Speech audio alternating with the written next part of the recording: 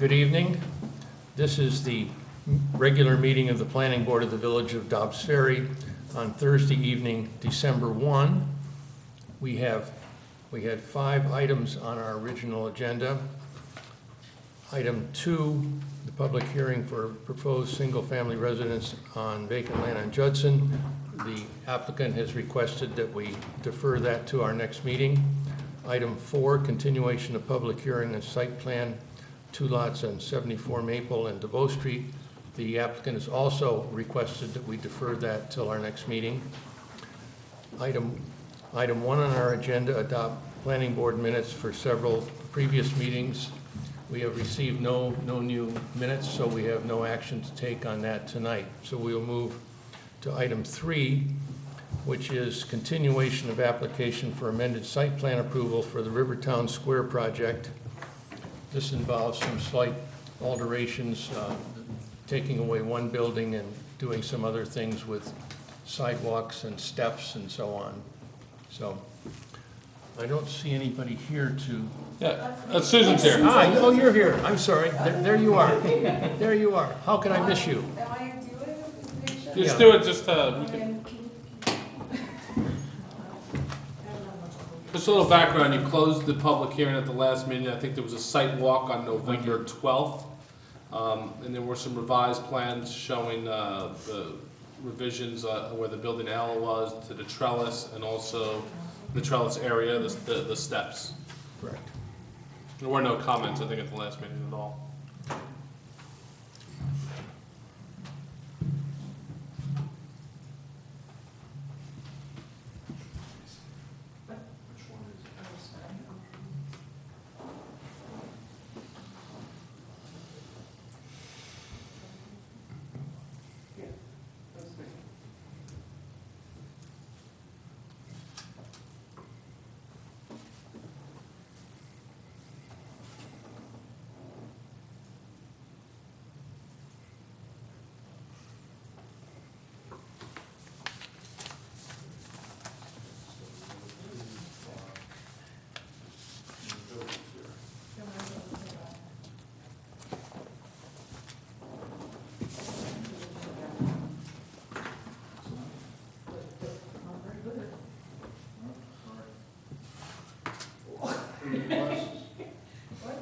It's really sick.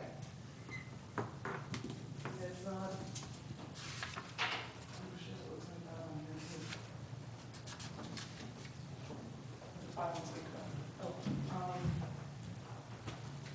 We have the hard copy document, so. Right, yeah, there's something wrong with that in my records. Good evening, my name is Susan Burke, I'm with Sabre Real Estate Advisors. And I believe most of you know what's going on.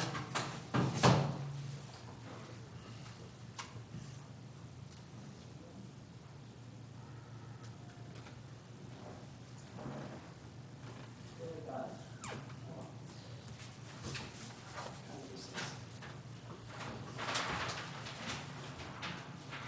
So what we did, or what we're attempting to do, is eliminate one of the buildings, which is located down here in this corner. You can see it very well.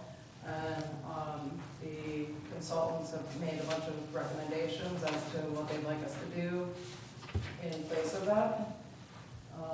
We have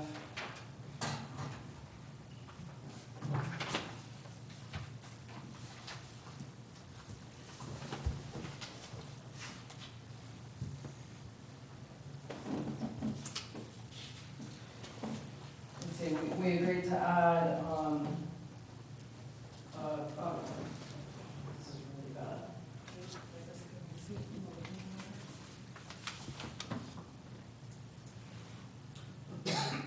We have the hard copy, Yeah, Susan, so okay, you can just walk through. our copy.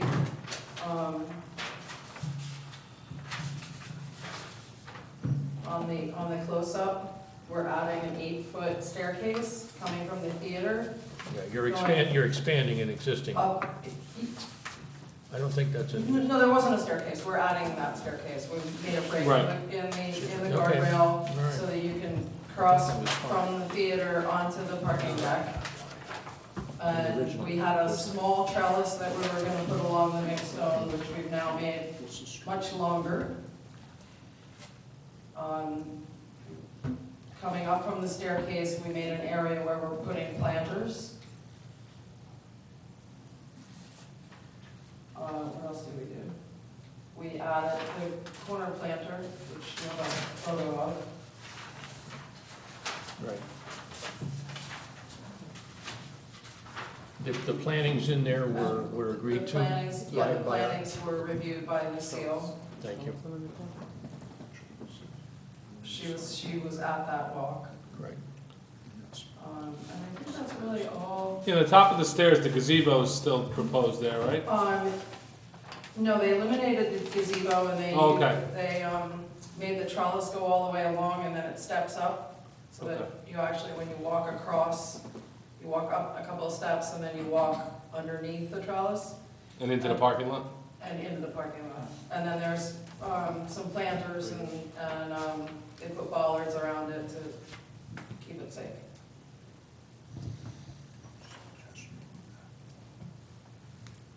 And we had to move some street lights. So Chairman, we prepared the resolution, Dwight, myself, and George, to present to you. I don't know if it's something you want to consider a motion on it. Do you want any more changes? I know there was something that we would like at the Board of Trustees level to see cross-sections of the area by the stairs. I think, Javier, was that something you wanted to say? That's right, we'd hope to see, right, hope to see anyway. There was discussion when we were on site about what the trellis was and how it looks like you repositioned a portion of it up at the top of the stairs. I think it was originally 8 feet high and now it's 10 feet high in general, which I think is an improvement. We relocated the light.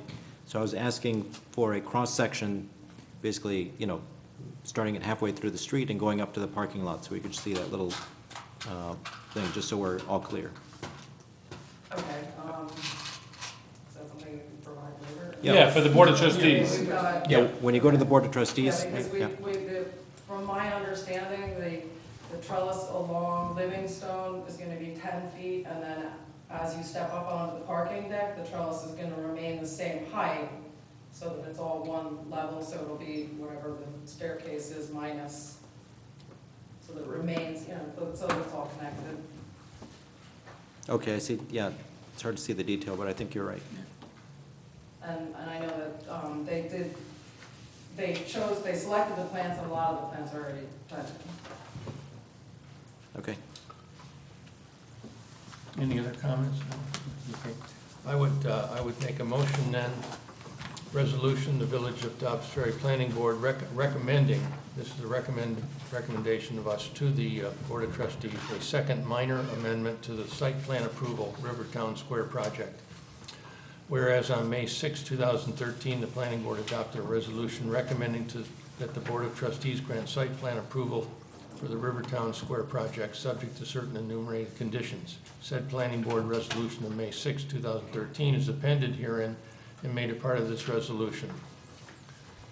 Whereas the Planning Board's May 2013 recommendation was made pursuant to a lengthy review and public hearing process spanning an initial application submission on January 25, 2011, including a full environmental impact review, which culminated in the issuance by the Board of Trustees of a finding statement on January 8, 2013, and lasting through and including Planning Board meeting of May 6, 2013. And whereas subsequently at their meeting of June 25, 2013, the Board of Trustees granted site plan approval for the Rivertown Square project subject to certain enumerated conditions.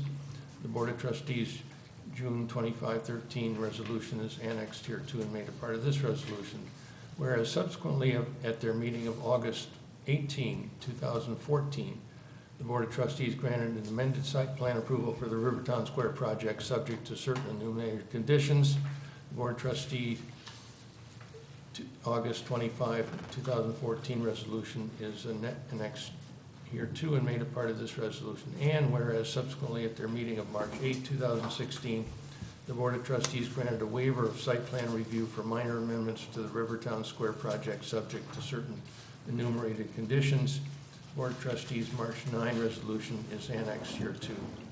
Whereas subsequent full-scale construction of the project ensued, and whereas pursuant to certain modifications necessitated by field conditions, the applicant has requested further, albeit minor, site plan modifications, including potential elimination of Building L, and whereas the Board of Trustees has referred this matter to the Planning Board for the purpose of holding a public hearing and preparing and submitting a recommendation to the Board of Trustees prior to taking any action on the matter.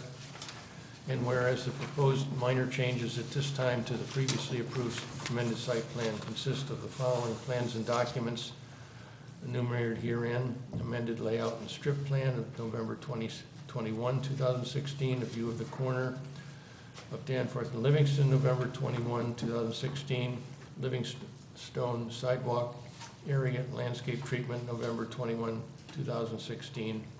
Whereas the proposed revisions to the amended approved application may be summarized consisting of the following key components. 1, Building L, the proposed 1,500 square foot Building L will be eliminated and the 1,500 square feet of commercial space reallocated to Building E. The footprint of Building E remains the same, but the amount of retail floor area within Building E is expanded by 1,500 square feet. At the corner of Danforth and Livingstone, a planter and landscaping treatment has been provided as shown in Figure 1.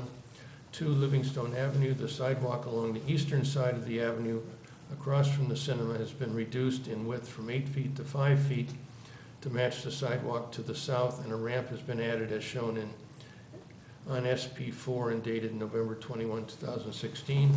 Revised trellis sized to 2 sections approximately 50 feet by 3 feet by 10 feet high and 20 feet by 3 feet by 8 feet high, with revised landscape treatment for the area has been provided as shown in Figure 2 dated November 21, 2016.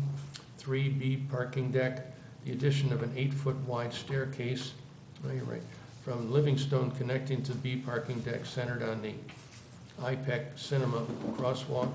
4, off-street parking, a total of no less than 1,048 parking spaces is now proposed, reduced from the prior approved 1,058 spaces.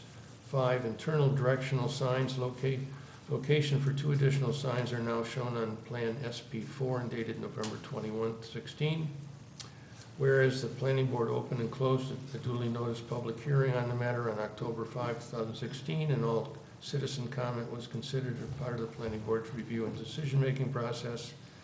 And whereas the Planning Board held a special meeting on site at 8 a.m. on November 12 to better familiarize themselves with the proposed changes, and now therefore be it resolved that the Planning Board of the Village of Dobbs Ferry herein recommends that the Board of Trustees grant amended site plan approval subject to certain enumerated conditions.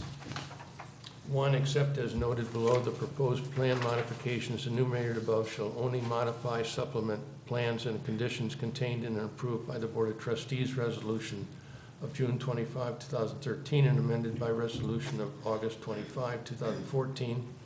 All other components of these resolutions remain in full force and effect. 2, that portion of the site landscape plan designed to provide a visual buffer along Livingstone Avenue has been reviewed by the village's consulting landscape architect and is shown in Figure 2. All said landscape treatment shall be subject to final approval of the village's consulting landscape architect. 3, any costs incurred by the village for consultant fees and any out-of-pocket expenses in connection with this amendment shall be paid by the applicant prior to the issuance of any C of Os for any portion of the project. In the event that the Board of Trustees approves the second amendment to the site plan, the following language shall be added. Quote, approved subject to all requirements and conditions of a resolution dated December 1 of the Planning Board of the Village of Dobbs Ferry. Any change, measure, modification, revision shall, absent reapproval by the Board of Trustees, shall void.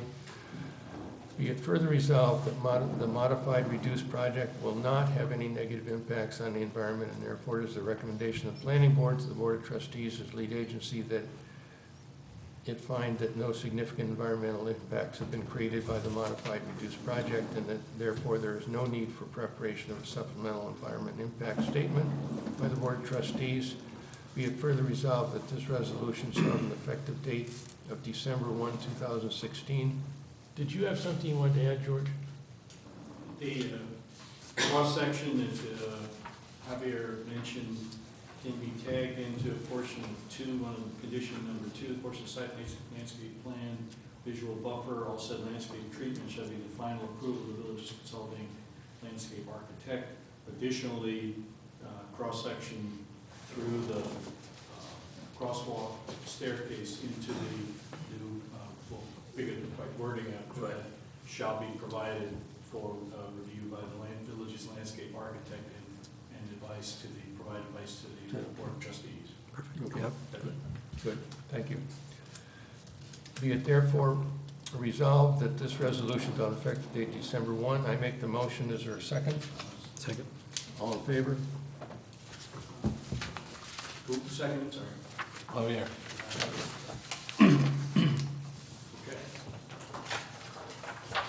Okay, Thank you. thanks. Yeah, thank you for coming. Item 4, as I may have mentioned, the applicant has asked to remove that for this meeting. Item number 5, referral from the Board of Trustees for initial review of proposed revisions to the historic district, to the village code for a historic, creation of a historic district. Thank you. So the Mayor and Board of Trustees formulated a group to prepare and consider preparation of the historic district guidelines to be adopted.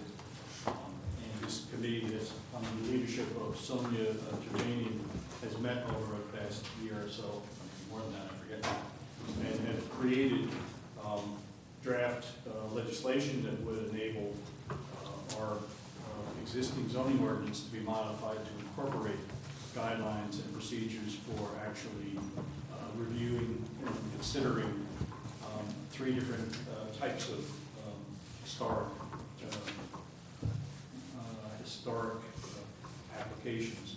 One, a district, to create a section of the village as a historic district.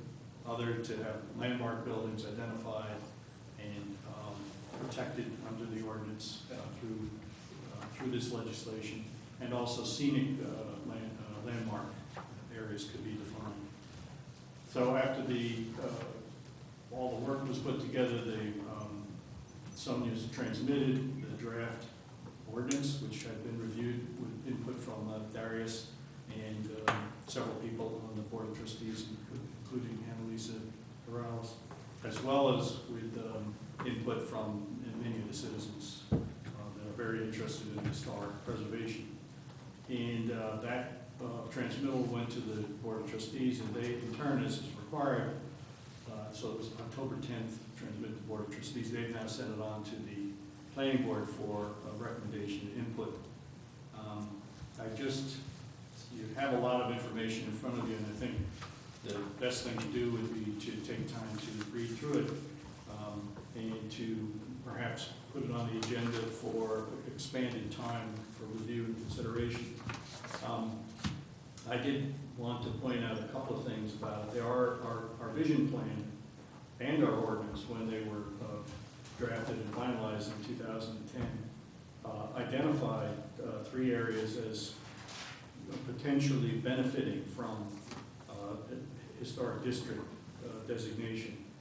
And so Belden Avenue was one of those areas, and that's where Sonia has property on Belden Avenue and is very interested working with her neighbors to have them possibly consider a district designation for that. Part of a section of the Old Town, portion of the downtown was identified, and properties on Clinton Avenue were identified as possible historic districts. So what all this comes down to is, and there's benefits from this historic district designation in terms of protection of property, preventing buildings from being demolished without going through a much more thorough review that would normally be required. Right now, the change in the ordinance that affects the planning board, the only change, I think, is that whereas anybody wishing to demolish a building comes before the planning board, there would be a carve-out of that for buildings that are in historic district or have landmark status, and they would go through a different process and go to the AHRB and potentially be referred to the Board of Trustees for permission to demolish. a building that's been designated as within a historic district or having landmark status. So it's a protection against losing those properties that are of great value to the community. So that change is the only one that would affect the planning board. The Architectural and Historic Review Board, as is already considered in the zoning ordinance, would be the body that would review once the guidelines were established and an application was put forward for either landmark designation or for historic district designation. They would then be the body that would review that. So that there's an awful lot to it. There's procedures in here that include guidelines that have yet to be developed for what are the procedures for renovating, or not renovating, but preserving historic structures.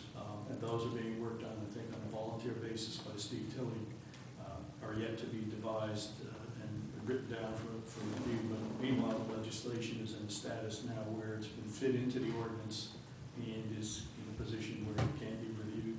And the implications of having a historic district all can be considered now. Good, thank you. Well, we did receive how many pages? 41 pages that we received, plus another summary of, so it is a lot of work, but I know from having been at some of those meetings that the people that are doing this have been very serious about it, and it's a very thoughtful job, and thank you, Dwight, and others that have been involved in assisting them. Other villages have this, and I'm sure that part of the process for our board or future, the Board of Trustees will be to talk to other villages and see what their experience has been and what has worked and what has not worked, and how we can learn from that process, because we're not alone in wanting to do this. So